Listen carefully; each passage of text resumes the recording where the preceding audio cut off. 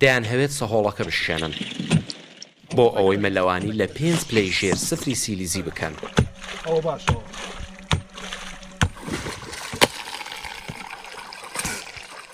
ئێرە گۆمی فێڵاوە لە قەزای چۆمان. بوێرن و یاریەکی سەرکێشی دەکەن. تەنها حەز و خولیایە ئەوان بەو سەرما و سۆڵەیە مەلەوانی لە نێو گۆمێکی بەستوو دەورەدرا و بە بەفر دەکەن. لە کوردستان یاریەکی نوێیە، ئەمەش ئەنوێ ئەو ڕکوەردەی بشکێنین، بەڵێ ئەمەش ئەتوانین لە ناو سەهۆڵ و لە ناو سەرما و بەرگەی سەرما و گەرمای بگرین و بتوانین یاری لە ناو بەفریش بکەین. ئەوانە ماوەیە کە مەلەوانی لە ناوچە ساردەکان دەکەن و جەستەیان ڕاهاتووە.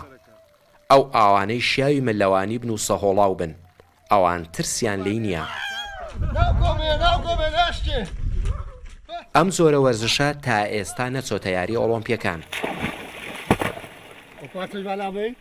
بەڵام یاریەکی سەرکێشیە و لە وڵاتانەی پلەی گەرمای ئەم وەرزەیان تێدا نزمە دەکرێت. وەک ئەوەی کە پرسیمە بۆ ئەو کەسانێک کە قەڵەون لە زستانان یان مەسەن لە هەر وەرزەکی بی کە خۆیان بایەنە ژێر ئەو ئاوەی کە پلەی گەرمی لە ژێر سفرە کە جەستەیان یعنی بچووکە کاتەوە بڵێن زەعیفێکە، هەر لەبەر ئەوەشە من ئەفتانە لێرە بۆ ماوەی مەسەن مانگی هەیە 2 جار تا 3 جارە من ئەو سەرکێشی ئەنجامە.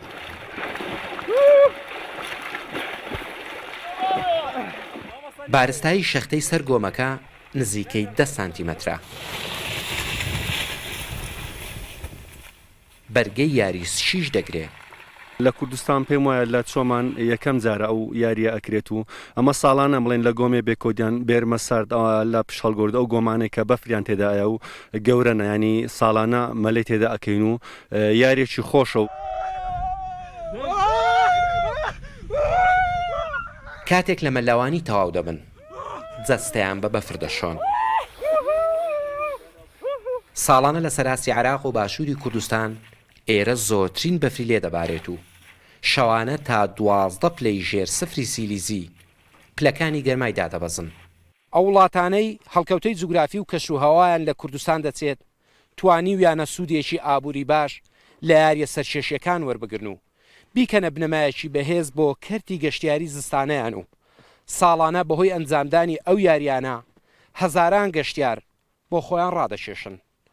بەختیار قادر ڕوودا و گۆمی فێڵاو لە قەزای چۆمان.